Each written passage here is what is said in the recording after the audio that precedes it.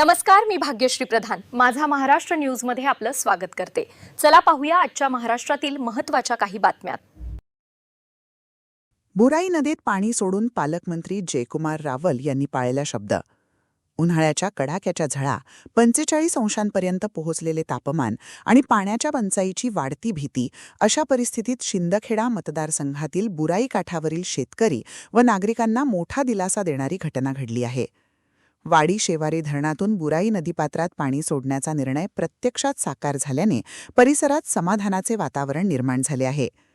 शिंदखेडा मतदारसंघाचे आमदार तथा राज्याचे पणन व राजशिष्टाचार मंत्री आणि धुळे जिल्ह्याचे पालकमंत्री जयकुमार रावल यांनी काही दिवसांपूर्वी बुराई नदीपात्रात पाणी सोडण्याचे आश्वासन दिले होते। त्यानुसार प्रशासनाशी समन्वय साधत 28 मे रोजी धरणातून पाणी सोडण्यात आले।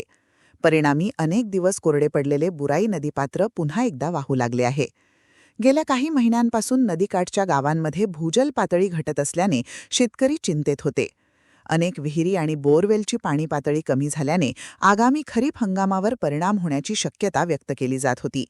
अशावेळी धरणातील पाणी नदीपात्रात सोडल्याने शेतकऱ्यांमध्ये नव्याने आशा निर्माण झाली आहे।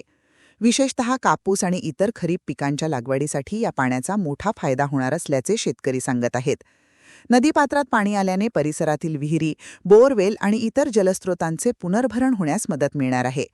त्यामुळे शेतीबरोबरच पिण्याच्या पाण्याच्या प्रश्नावरही काही प्रमाणात दिलासा मिळण्याची अपेक्षा आहे। जलतज्ज्ञांच्या मते नदीत सोडण्यात आलेले पाणी भूजल पुनर्भरणासाठी महत्त्वाचे ठरते। यामुळे आगामी काही महिन्यांमध्ये परिसरातील जलसाठा टिकवून ठेवण्यास मदत होऊ शकते। ग्रामीण भागातील नागरिक आणि पशुपालकांनाही या निर्णयाचा फायदा होणार असल्याचे मत व्यक्त केले जात आहे। दरम्यान बुराई नदीत पाणी आल्याने शेतकरी व नागरिकांनी समाधान व्यक्त केले असून अनेकांनी या निर्णयाचे स्वागत केले आहे। आश्वासनापासून कृतीपर्यंतचा प्रवास पूर्ण करणारे नेतृत्व म्हणून जयकुमार रावल यांच्या भूमिकेची चर्चा परिसरात होत आहे।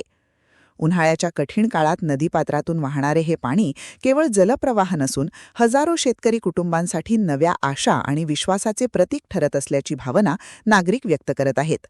महेंद्र गिरासे, साप्ताहिक बातमीचा संपादक, पत्रकार या नात्याने मी नंतर आहे। मी आधी एक शेतकरी आहे। मी बुराई काठावरील एक शेतकरी आहे।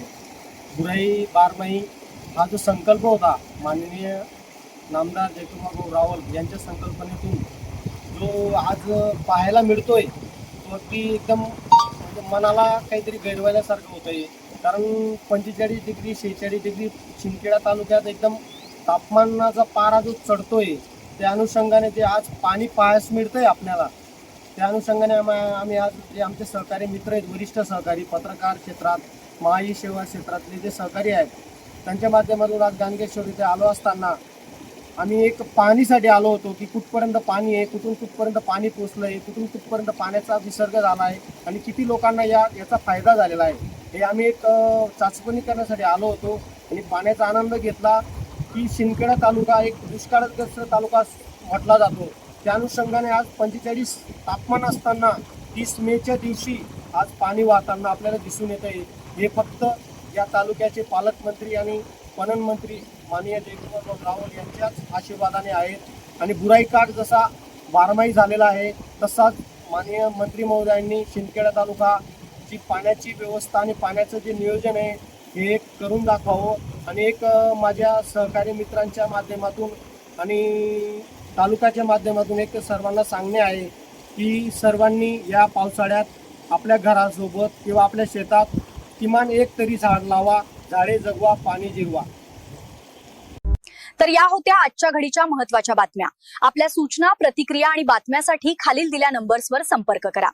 आजसाठी इथेच थांबूया। आपण पाहत रहा माझा महाराष्ट्र न्यूज, सामान्य माणसाचा बुलंद आवाज। नमस्कार।